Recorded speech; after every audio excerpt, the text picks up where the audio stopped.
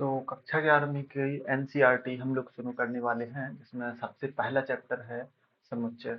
तो हम लोग समुच्चय को पढ़ने वाले हैं और यूट्यूब पे बहुत सारे लेक्चर्स उपलब्ध हैं, लेकिन ज़्यादातर लेक्चर में क्या बताया गया है, डायरेक्ट क्वेश्चन कराने लगते हैं, प्रश्नावली हल कराने लगते हैं। लेकिन मेरा उद्देश्य डायरेक्ट क्वेश्चन हल कराना नहीं है, आपको सीधा किताब से पढ़ना सिखाना है और किताब की मदद से हम कैसे हल कर सकते हैं तो आपको सब समझ में आना चाहिए कि क्या कैसे करना है, ना कि डायरेक्ट प्रश्न को हल करवाना कि बस ये प्रश्न का आंसर ये आएगा, दूसरे प्रश्न का आंसर ये आएगा। नहीं, तो जो सारे कॉन्सेप्ट होते हैं वो हमें समझ में आने चाहिए।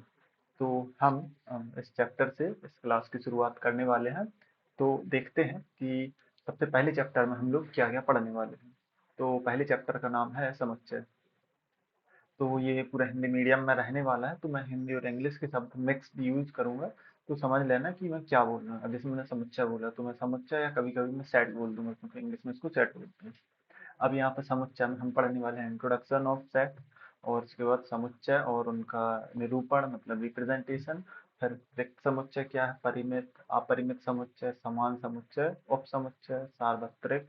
एंड जो सेट होते हैं, समुच्चय होते हैं, उनको वैन आरेख की सहायता से कैसे हमें सॉल्व करना है वो, या रिप्रेजेंट करना है वो। और इसके बाद समुच्चय पर संक्रिया, संक्रिया मतलब ऑपरेशंस। जैसे कोई नंबर से जोड़ते घटाते हैं, तो जोड़ना घटाना क्या है, वो क्रियाएं हैं किस पर, नंबर्स पर। तो अब यही संक्रिया हमें किस पर करनी है, सेट्स पर करनी है।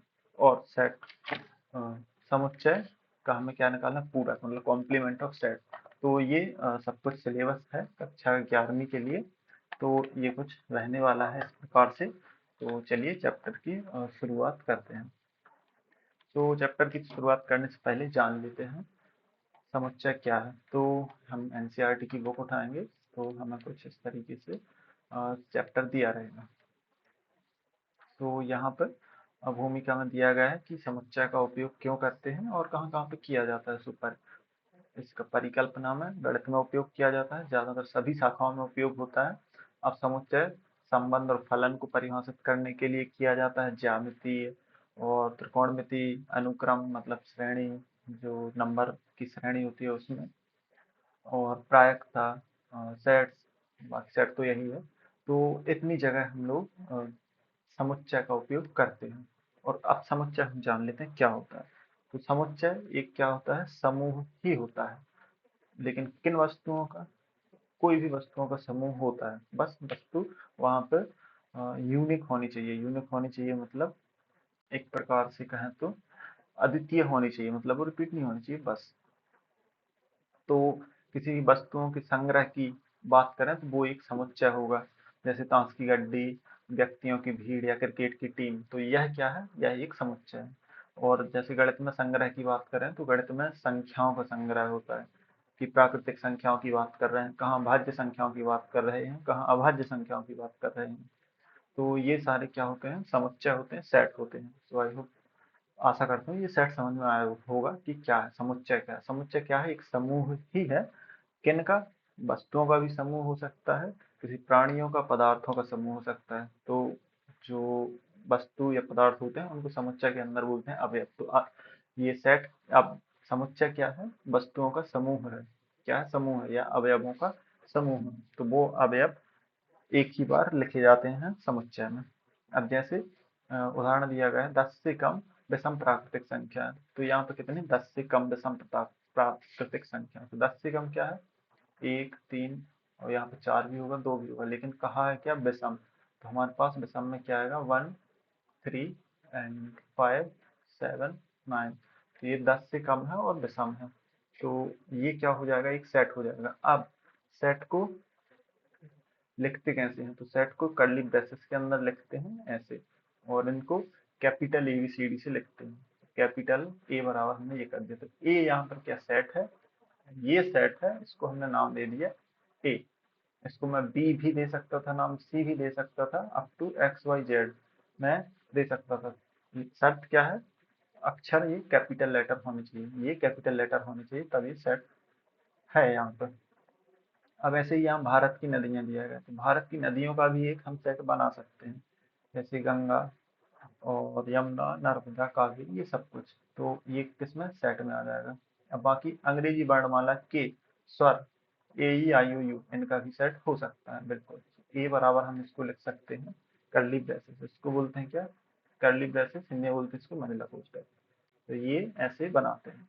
तो इसके अंदर क्या आएगा, ए ई आई ओ एंड यू, तो ऐसे ये सेट बन जाएगा। तो अंग्रेजी वर्णमाला की स्वरों का क्या हो गया, समुच्चय हो गया। इस प्रकार से विभिन्न प्रकार के त्रिभुजों का समुच्चय। तो ये सब क्या है, त्रिभुजों का सारा, ये क्या है, समुच्चय के सारे उदाहरण हैं। तो इस प्रकार से हम इनको समझ सकते हैं। अब और भी उदाहरण यहाँ पे दिए गए हैं, तो वो क्या है वो देख लेते हैं।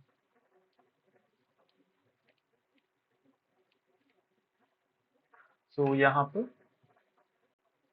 210 के अभाज्य गुणनखंड अर्थात दो, यहाँ पर अभाज्य गुणनखंड क्या है, 2, 3 और 7। तो ये किसके हैं, 210 के। तो 210 के अभाज्य गुणनखंड, तो इनका सेट क्या बन जाएगा, 2, 3, 7 एंड 5।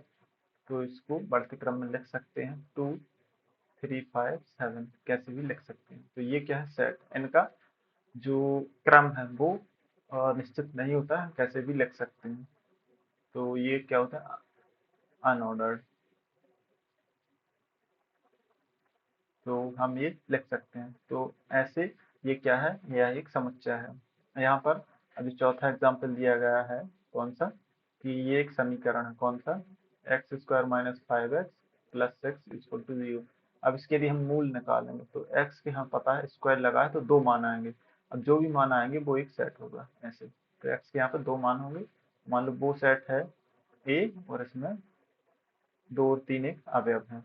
तो ऐसे हम निकाल सकते हैं। तो यह एक क्या है, समीकरण है, लेकिन इसका हम समुच्चय बना सकते हैं। तो समुच्चय को हम दो प्रकार से लिखते हैं, एक भाषा के रूप में और दूसरा गणित के रूप में। एक तो हमने बोल दिया वो, और दूसरा गणितीय रूप में। तो इसको बोलते हैं रिप्रेजेंटेशन या निरूपण। तो ये होता है गणित सेट का गणितीय निरूपण, जिसको बोलते हैं रोस्टर फॉर्म। कौन सा फॉर्म, इसको बोलते हैं रोस्टर फॉर्म। तो हमें ये दिया रहता है, तो हमें इसको रोस्टर फॉर्म में लिखना पड़ता है। तो आशा करता हूँ ये रोस्टर फॉर्म समझ में आया होगा। जो भी सेट है उसका जो भाषा में सेट दिया गया है, इसको हमने क्या गणितीय रूप में लिख दिया, तो वो उस सेट का क्या है, गणितीय निरूपण है। तो इसको बोलते हैं रोस्टर प्रेजेंटेशन या रिप्रेजेंटेशन। अब यहाँ पे जैसे कुछ संख्याएं होती हैं गणित में, प्राकृतिक संख्या, वास्तविक संख्या, पूर्णांक, परिमेय, अपरिमेय, तो ये सभी क्या है, एक सेट को बताती हैं, जैसे या फिर एक सेट बनाती हैं। तो यहाँ पे n क्या दिया गया है, प्राकृतिक संख्याओं का समुच्चय। तो प्राकृतिक संख्या क्या होती है, यहाँ दर्शाते हैं n से, उस सेट को दर्शाते हैं n से, लेकिन इसके अंदर आएगा क्या, तो प्राकृतिक संख्या 1 से शुरू होती है और ये कहाँ तक जाती हैं, अनंत तक। तो ये कौन सी संख्या होगी, प्राकृतिक संख्या। ऐसे ही पूर्णांक संख्या है। ये सारे जो सवाल हैं, फिर ये संख्या है, ये और पहले भी आप पढ़ चुके हैं, तो मैं डायरेक्ट यहाँ पे बता रहा हूँ किन में क्या आएगा, क्या होती है संख्या, बस। अब जैसे परिमेय संख्या, तो परिमेय संख्याओं को यहाँ पे q से दर्शाते हैं और पूर्णांकों को यहाँ पे z से। तो z में क्या आएगा, ये क्या है, पूर्णांक। और एक होती है पूर्ण संख्या। कौन सी संख्या, पूर्ण संख्या, यहाँ पे नहीं दिया गया, वो होगा w। तो इसमें क्या आएंगे, पूर्ण संख्या होती हैं ऋण इन्फिनिटी से 0, 0 से 1 और 2 से इन्फिनिटी। तो ये होती है पूर्ण संख्या। सॉरी, यहाँ से कहाँ से, 0 से लगा के, 0 से लेके, अब जो प्राकृतिक संख्या थी वो थी 1 से लेकर इन्फिनिटी तक, जो पूर्ण संख्या है वो 0 से लेके अनंत तक जाएंगे। तो ये हुए पूर्ण संख्या। पूर्ण के बाद होते हैं पूर्णांक। तो पूर्णांक दो प्रकार के होते हैं, धनात्मक पूर्णांक और एक ऋणात्मक पूर्णांक। तो ये हो जाएंगे ऋण इन्फिनिटी से 0 और 0 से धन इन्फिनिटी तक। तो ये क्या है, पूर्णांक, जिसको दर्शाते हैं जेड से, क्या है, पूर्णांक। और यहाँ पे मैंने लिख दिया क्या, जेड प्लस। तो ये क्या हो जाएंगे, अब ये होते हैं धनात्मक और ऋणात्मक पूर्णांक। तो ये हो जाएंगे कौन से, धनात्मक पूर्णांक। कौन से धनात्मक पूर्णांक, और मैंने लिख दिया z माइनस, तो ये हो जाएंगे कौन से पूर्णांक, ऋणात्मक पूर्णांक। क्या हो जाएंगे, ऋणात्मक पूर्णांक। तो ऐसे हम लोग ये सेट बनाते हैं। अब यहाँ पे q क्या है, q एक परिमेय संख्या है। ये वाला जो q क्या है, परिमेय संख्या का समुच्चय है। अब वो संख्या जो क्या होती है, p बटे q के रूप में हम लिख सकते हैं। किनको, p बटे q के रूप में लिख सकते हैं, जहाँ पे q is not equal to 0। तो ये संख्या क्या होती है, परिमेय संख्या होती है। तो मैं 5 को भी लिख सकता हूँ परिमेय संख्या, 6 को भी, 7 को भी, 2/3 को भी, और 5/1 को भी। तो ऐसी संख्या ये क्या होती है, परिमेय संख्या होती है। इसको चेक करना पड़ेगा। और यहाँ 5/2, ये सारी क्या है, परिमेय संख्या है। अब ऐसी होती है वास्तविक संख्या। और z प्लस मतलब धनात्मक पूर्णांक संख्याओं का समुच्चय, ये वाला धनात्मक, फिर ये वाला ऋणात्मक, जो इनका सेट बनेगा। अब धनात्मक जो पूर्णांक होते हैं या फिर धन पूर्णांक होते हैं, वो कहाँ से शुरू होते, जीरो, जीरो ना धन में आएगा ना ऋण में, 1 2 3 से शुरू होते हैं, इन्फिनिटी तक जाएंगे। और ऋणात्मक पूर्णांक कहाँ से शुरू होंगे, ये शुरू होंगे माइनस इन्फिनिटी से कहाँ तक, -1 तक। अब जो जीरो है वो धन पूर्णांक है, ना ही ऋण पूर्णांक। ये सिर्फ क्या है, पूर्ण संख्या है। क्या है, सिर्फ पूर्ण संख्या। अब यहाँ पे q प्लस, तो जो q प्लस है, ये क्या थी, परिमेय संख्या। तो q प्लस ये कौन सी हो जाएंगी, धन परिमेय संख्या।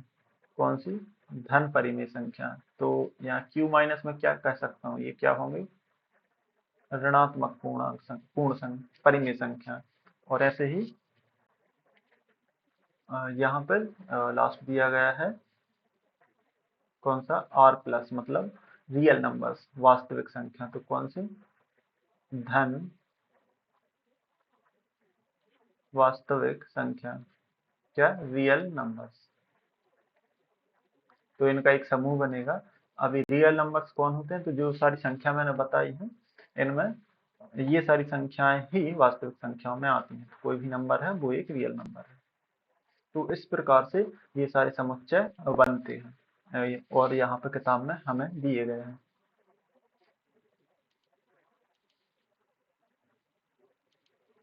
तो आगे क्या दिया गया है, यहाँ पे समुच्चय के लिए वस्तुएं, अवयव या सदस्य पर्यायवाची पद हैं। यहाँ पे मैंने लिखा वस्तुएं, तो ये पर्यायवाची है। अब यहाँ पे जैसे मैंने लिखा a is equal to AEIOU, तो ये अंग्रेजी के यहाँ पे मैंने स्वर लिख दिए।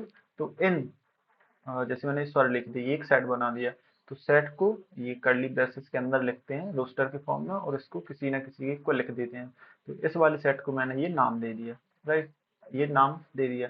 अब यहाँ पे जो अंदर लिखते हैं, ये क्या बोलते हैं, इनको AEIO और यू। तो इनको क्या बोलते हैं, इनको बोलते हैं इंग्लिश में एलिमेंट।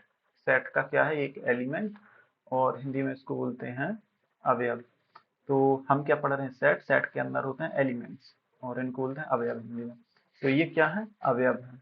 ये जैसे मैंने लिखा कि स्मॉल a अवयव है a का, क्योंकि a वाले सेट में स्मॉल a उपस्थित है। जैसे e, तो e किसमें है, a में, i किसमें है, a में। तो ये मैं ऐसे बता सकता हूँ। तो ये क्या है, अवयव। अब समुच्चय को ABCD के बड़े अक्षरों द्वारा यहाँ पर प्रदर्शित किया जाता है। सो मैंने पहले ही बता दिया है, कैपिटल ABCD XYZ कुछ भी हो सकता है, A से लेके Z तक। अब जैसे समुच्चय के जो अवयव होते हैं, इनको अंग्रेजी के छोटे अक्षरों द्वारा प्रदर्शित किया जाता है, जैसे स्मॉल ABCD XYZ ऐसे।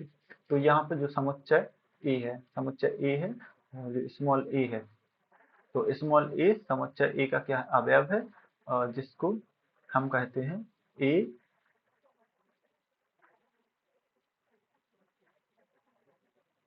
समुच्चय A में क्या है, A में है। तो इसको गणितीय रूप में कैसे लिखते हैं, A बिलोंग्स टू, सॉरी, यहाँ पर small a belongs to capital A। तो इसको बोलते हैं एप्साइलन, इसको बोलते हैं एप्साइलन। ये क्या है, यूनानी भाषा का एक सिंबल है या प्रतीक है। तो हम लिखते हैं A belongs to, small A belongs to capital A. तो स्मॉल ए यहाँ पे ये क्या है, एलिमेंट है, क्या है, एलिमेंट है या अवयव है। तो ये किस में उपस्थित है, इस वाली कैपिटल ए में, सेट में।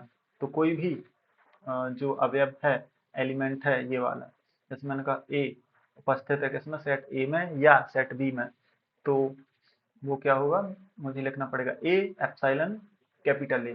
तो यहाँ पर राइट साइड में सेट है और ये एलिमेंट है, तो मैं इसको पढ़ता कैसे हूँ, ए या E belongs to capital A, I belongs to capital A, तो ये सेट है। अब मैं यदि बी कहूँ, B belongs to capital A, तो ये रॉन्ग हो जाएगा। तो मुझे क्या बताना है, बी नहीं है इसमें, तो एप्सिलॉन मतलब बिलोंग्स करता है, और जो इसको कट कर दिया मैंने एप्सिलॉन को, तो कैपिटल जो बी है वो कैपिटल ए जो सेट है उसमें बिलोंग्स नहीं करता है। बस इतना सा ये सवाल है।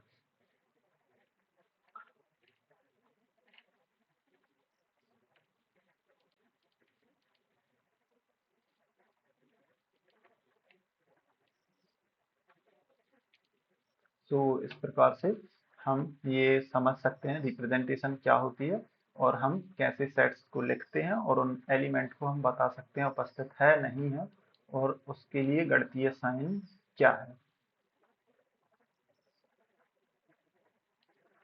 तो यहाँ पे एक और एग्जांपल देखते हैं, जो दिया गया है किताब में ही। जैसे ये वाला दिखाता हूँ, इसको बड़ा करता हूँ थोड़ा, ये। तो एक समुच्चय को निरूपित करने की दो विधियां हैं। एक तो समुच्चय निर्माण रूप, जो मैंने अभी बताया था कि भाषा के रूप में मैंने बता दिया, राइट। ये मैंने यदि भाषा के रूप में बता दिया तो ये क्या है, समुच्चय का निर्माण रूप। और दूसरा सारणीबद्ध या गणितीय रूप, तो इसको बोलते हैं रोस्टर या सारणीबद्ध। तो यदि लिखा आता है कि इस समुच्चय को सारणीबद्ध या रोस्टर रूप में लिखिए या निरूपित कीजिए, तो हमें गणितीय रूप में उसको लिखना पड़ेगा। तो हम ये कर सकते हैं। और भी कुछ नियम होते हैं इसके, तो वो हमें आगे चल के पता चलते जाएंगे, और कितने प्रकार के होते हैं, कैसे होते हैं सेट, और इनमें ऑपरेशंस क्या होते हैं, वो सब आगे की क्लासों में दिया गया है। अब यहाँ पर उदाहरण देखते हैं। तो ये किस रूप में दिया गया है, समुच्चय निर्माण रूप दिया गया है, ये वाला। कौन सा रूप, निर्माण रूप। तो 42 को विभाजित करने वाली सभी प्राकृतिक संख्या का समुच्चय। तो 42 को विभाजित करने वाली सभी प्राकृतिक संख्याओं का समुच्चय, तो ये हो जाएगा उसका रोस्टर रूप। जो ऊपर दिया है का समुच्चय ये है ना। यदि मैंने सिर्फ लिख दिया समुच्चय संख्या 42 को विभाजित करने वाली सभी प्राकृतिक संख्याओं का समुच्चय, तो ये रहा। तो समुच्चय को रोस्टर के रूप में यदि दर्शाना है तो हम ऐसे दर्शा सकते हैं, ये रोस्टर रूप है, राइट। ये अब जैसे हमें ये ध्यान रखना चाहिए कि समुच्चय को रोस्टर के रूप में लिखते समय किसी अवयव को सामान्यतः द्वारा नहीं लिखा जाता। क्या, दोबारा नहीं लिखा जा सकता। प्रत्येक अवयव दूसरे अवयव से भिन्न होता है। उदाहरण के लिए जो स्कूल शब्द है, प्रयुक्त अक्षरों का समुच्चय ये रहेगा। अब जैसे मैंने लिखा स्कूल, तो इसका समुच्चय क्या बनेगा, यदि बोल दिया कि समुच्चय बनाइए, तो इसका समुच्चय क्या बनना चाहिए, एस सी, और यहाँ पर एच ओ एल। यहाँ पर जो शब्द है उसमें जो ओ है वो 2 टाइम्स है, बट यहाँ पर सिंगल टाइम ही लिखेंगे। तो ऐसे हम लोग लिख सकते हैं, और ये हमें ध्यान रखना चाहिए। अब जैसे मैं यदि प्रिंसिपल लिखूं, क्या लिखूं, प्रिंसिपल लिखूं, तो इसमें आई 2 बार है, पी 2 बार है, तो इनको 2 बार नहीं लिखा जाएगा, सिर्फ एक ही बार लिखा जाएगा। तो हम कैसे लिख सकते हैं, पी आर आई एन, और फिर क्या आएगा, सी, पी नहीं आएगा, यहाँ पे आएगा ए एल। तो ऐसे ये एक समुच्चय लिख जाएगा, किसके रूप में, निर्माण के रूप में, रोस्टर के रूप में। निर्माण नहीं, रोस्टर रूप में। अब समुच्चय निर्माण रूप में यदि लिखना है, ये तो था रोस्टर रूप में, कौन से में, ये था रोस्टर रूप में। अब हम देखते हैं कि समुच्चय को निर्माण रूप में कैसे लिखना है। समुच्चय को, ये क्या, समुच्चय निर्माण रूप में, समुच्चय यदि हमें निर्माण रूप में लिखना है तो समुच्चय की अवयव एक सर्वनिष्ठ गुणधर्म होता है, जो समुच्चय के बाहर किसी अवयव में नहीं होता है। उदाहरण के लिए ये है, तो इसका गुणधर्म क्या होगा? सभी अवयवों में एक सर्वनिष्ठ गुणधर्म है कि इनमें प्रत्येक अवयव अंग्रेजी वर्णमाला का एक स्वर है। गुणधर्म है मतलब एक प्रॉपर्टी रहती है, तो उस प्रॉपर्टी या गुणधर्म की वजह से जो यूनिवर्सल सेट होता है, यूनिवर्सल समुच्चय होता है या सार्वत्रिक समुच्चय होता है, उसमें से जो ये सेट बना है, ये वाला, ये उनको उस गुणधर्म की वजह से अलग करता है। तो यह क्या हो जाएगा? एक समुच्चय हो जाएगा। तो कोई ना कोई गुणधर्म होगा तभी वो अलग किया गया है। अब जैसे देखो, प्राकृतिक संख्याएं हैं, तो ये आती है किसमें? रियल नंबर्स में, वास्तविक संख्याओं में। तो इसको प्राकृतिक में ही रखा गया है। तो ये प्राकृतिक एक गुणधर्म है। तो ये संख्या कहाँ से शुरू होंगी? 1 से लेके अनंत तक जाएंगे, ऐसे। और दूसरा उदाहरण, तो यहाँ पे अंग्रेजी वर्णमाला का दिया गया स्वर, तो मैं वो भी बोल सकता हूँ अंग्रेजी वर्णमाला में जो व्यंजन होते हैं वो भी एक क्या होंगे? समुच्चय होगा। वो क्या होगा? एक समुच्चय होगा। तो यहाँ पे यदि ये लिखा है v equal to x x, जहाँ पे ये एक्स है जो अंग्रेजी क्या है? अंग्रेजी वर्णमाला का एक स्वर है। तो ऐसा हमने निर्माण रूप ये लिख लिया। यदि इसको हम रोस्टर रूप में लिखेंगे तो हमें पता है ये अंग्रेजी वर्णमाला का जो एक्स है वो क्या है? एक स्वर है। तो हम जो स्वर होते हैं वो यहाँ लिख पाएंगे ए ई आई ओ यू।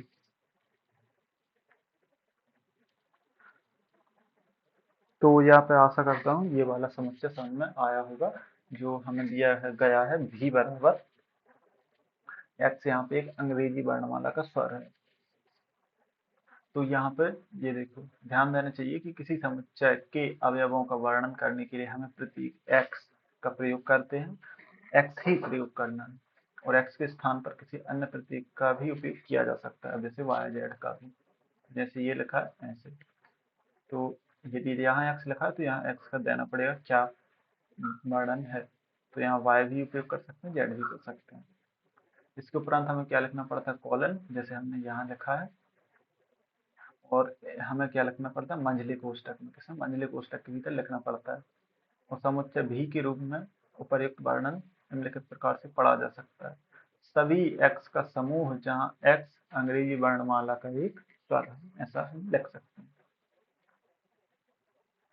तो इस प्रकार से ये समुच्चय का निर्माण रूप था। तो मैंने यहाँ पे दोनों रूप बता दिए हैं समुच्चय के। कौन कौन से?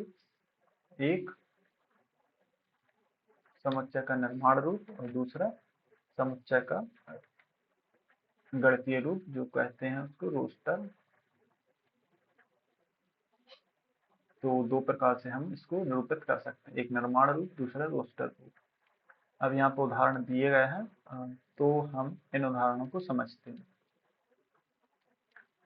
तो इसको मैं और साइड में कर लेता हूँ।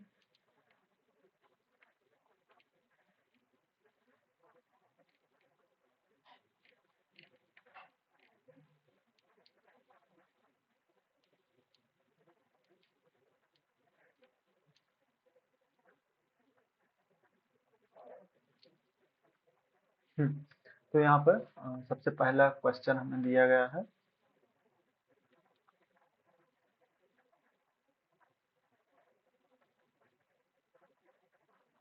तो यहाँ पर सबसे पहला प्रश्न दिया गया है कि यदि हम इस समीकरण को हल करेंगे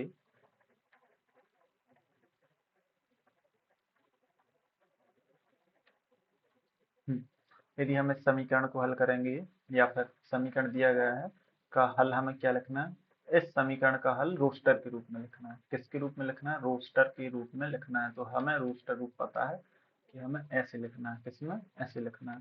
तो जब हम इसको हल करेंगे, क्या करेंगे? X square plus x plus sorry minus to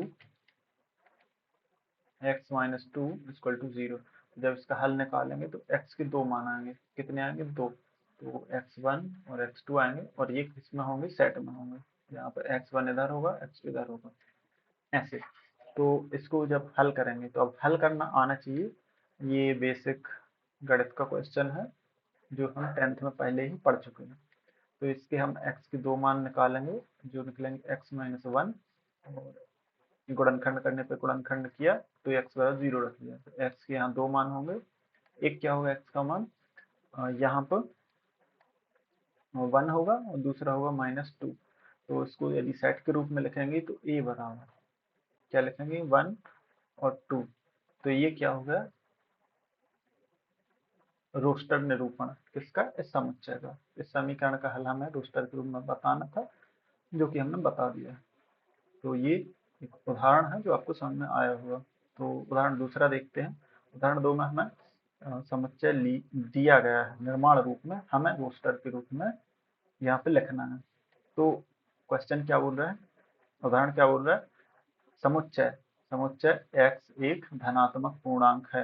धनात्मक पूर्णांक अब हमारे दिमाग में आना चाहिए कि धनात्मक पूर्णांक मतलब 1 से लेके कहाँ तक, इन्फिनिटी तक। तो ये थे धनात्मक पूर्णांक। अब इन पूर्णांकों को लिमिट कर दिया गया है, जहाँ पर एक्स स्क्वायर कम होना चाहिए 40 तक, 40 से कम होना चाहिए। तो इसको रोस्टर के रूप में लिखना है। तो अब जैसे ये लिमिट दी गई कहाँ से, 1 से लेके अनंत तक, तो ये क्या हो जाएंगे, धनात्मक पूर्णांक। लेकिन इनका मान कहाँ से कहाँ तक होना चाहिए, अब जहाँ से ये शुरू होते हैं तो 1 से शुरू होते हैं और ये होना चाहिए 40 से कम।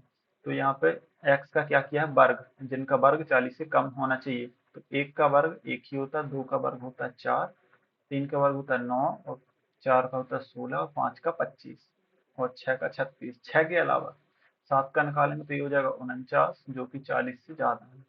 तो ये कंडीशन यहाँ फेल हो जाएगी। अभी तक इनके लिए ये कंडीशन क्या थी, सही थी। ये सही है क्या, 2 का वर्ग करेंगे तो 4 आएगा, इज लेस देन 14, और 3 का करेंगे तो 9 इज लेस देन 40, एंड 4 का तो 16 इज लेस देन 40, एंड 5 का इज लेस देन 40। यस, ये सब कुछ सही है, ये लेस देन है। तो यहाँ तक ही सही है, लेकिन इसके बाद 7 ले आएंगे तो 49, ये सही नहीं रहेगा। तो हमारा ये सेट ये वाला बन जाएगा। सो 1 2 3 4 5 6 7 आएंगे तो फिर गड़बड़ हो जाएगा। तो यहाँ पर ये क्या हो जाएगा, रोस्टर के रूप में हम यहाँ पे आंसर लिख देंगे। तो अभीष्ट संख्या क्या है, 1 से 6 तक। तो आई होप, आशा करता हूँ ये जो मैंने बताया है ये समझ में आया होगा कि ये किस प्रकार से आ रहा है। तो ये उदाहरण नंबर 2 यहाँ पर कंप्लीट होता है।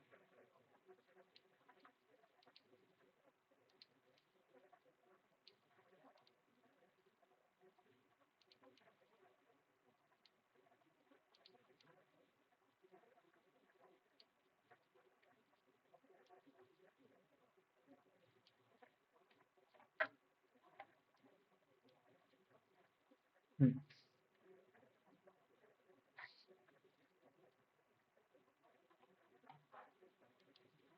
तो उदाहरण दूसरा देखते हैं, तीसरा।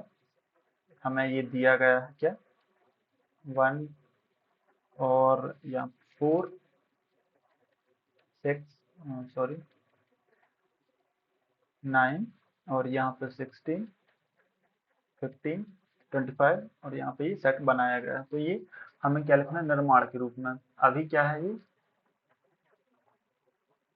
रोस्टर के रूप में। तो हमें इसका लिखना है निर्माण रूप। तो यहाँ पे हर एक संख्या को देखेंगे तो ऑब्जर्व करेंगे कि हर एक संख्या का यहाँ पे क्या हो रहा है, वर्ग हो रहा है। तो यहाँ पे 1 का वर्ग होगा, फिर 2 का वर्ग होगा, आगे 3 का वर्ग होगा, 4 का वर्ग होगा, 5 का वर्ग होगा, 6 का वर्ग होगा, और आगे ऐसे ही संख्याओं का वर्ग होगा।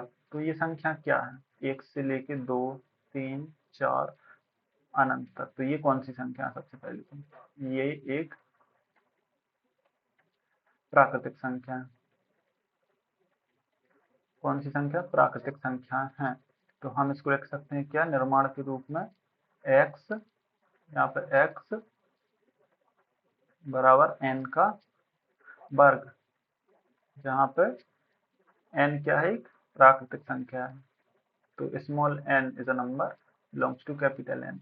तो ये कोई भी नंबर हो सकता है जो एक प्राकृतिक संख्या होगी और जिसका यहाँ पे वर्ग किया गया है। n belongs to capital N। तो यहाँ पर ये इसका हल होगा। अब यहाँ पर उदाहरण 4 देखते हैं। तो ये एक समुच्चय दिया गया है और इसको हमें निर्माण के रूप में लिखना है। तो समुच्चय क्या है हमारे पास, 1 2, क्या दिया गया है 1 2, इसको मैं थोड़ा बोल्ड कर देता हूँ,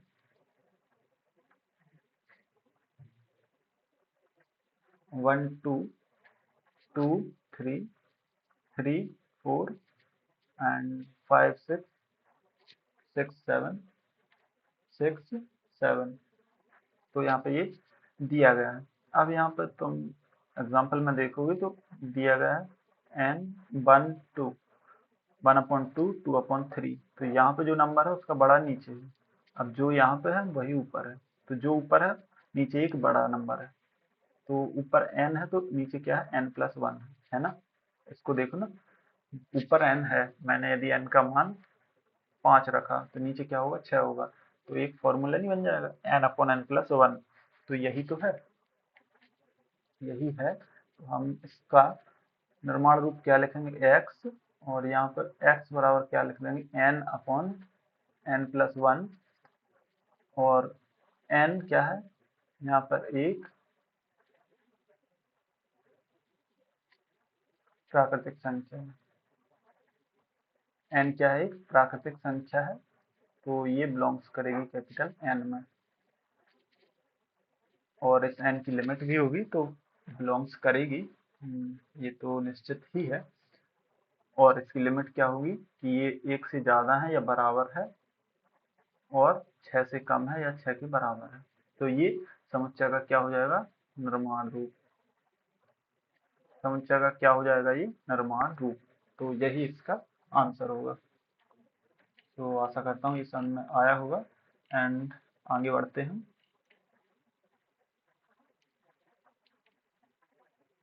तो यहाँ पे एग्जाम्पल 5 दिया गया है।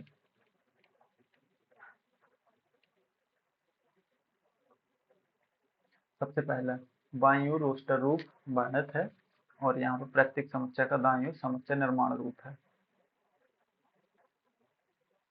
तो ये समुच्चय का रोस्टर रूप है, ये निर्माण रूप है। तो हमें सही मिलान करना है। तो यहाँ पे सही मिलान करेंगे तो ये प्रिंसिपल है। एक और मैंने यही एग्जाम्पल ऐसे ही बताया था, कौन सा, प्रिंसिपल का ही बताया था, और दूसरा बताया था स्कूल का। तो स्कूल में रिपीटेड वर्ड नहीं आएंगे। तो SCHOL, तो क्या हो जाएगा, ये एक सेट बन जाएगा। ऐसे ही प्रिंसिपल का बनाएंगे तो इसका किसके साथ, डी के साथ बन जाएगा। या प्रिंसिपल एक अक्षर है, और यहाँ पर दूसरा है, इसमें समुच्चय क्या है, 0। तो 0 क्या है, यहाँ पर x एक पूर्णांक है, और ये वाला क्या करता है, संतृप्त करता है ये।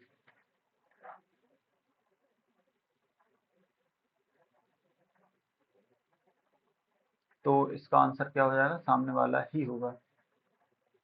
यही होगा क्या, नहीं, अभी ये नहीं होगा। तो हम क्या करते हैं, इसके आगे देखते हैं, ये वाला तीसरा 1 2 3 6 9 एंड 18। तो यह एक पूर्णांक, धनात्मक धन पूर्णांक जिसका भाजक 18 है।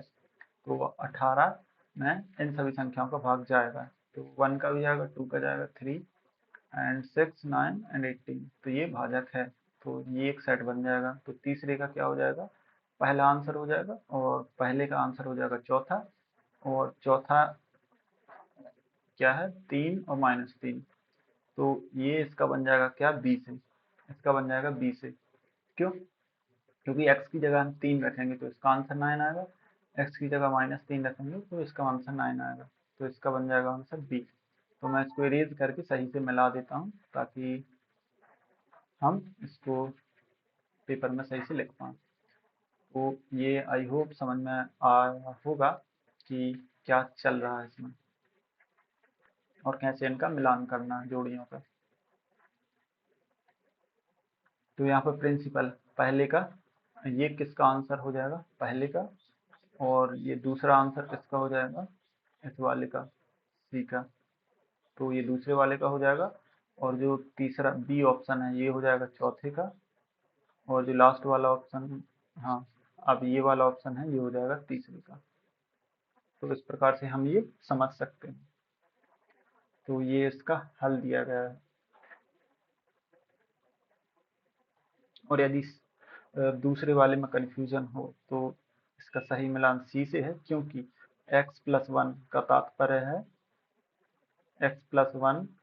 वन, तो यहाँ पे कौन सी संख्या x का मान रखें ताकि मान क्या है, 0 है। तो x में यदि हम 0 रखेंगे तो क्या हो जाएगा, 1, 0 प्लस 1 क्या हो जाएगा, 1। तो यही इसका आंसर होगा। तो आशा करता हूँ ये समझ में आया होगा। अगली सवाल अगली क्लास में हम लोग प्रश्नावली का हल देखेंगे कैसे करना है, और बाकी नए कॉन्सेप्ट आएंगे उनको भी समझेंगे।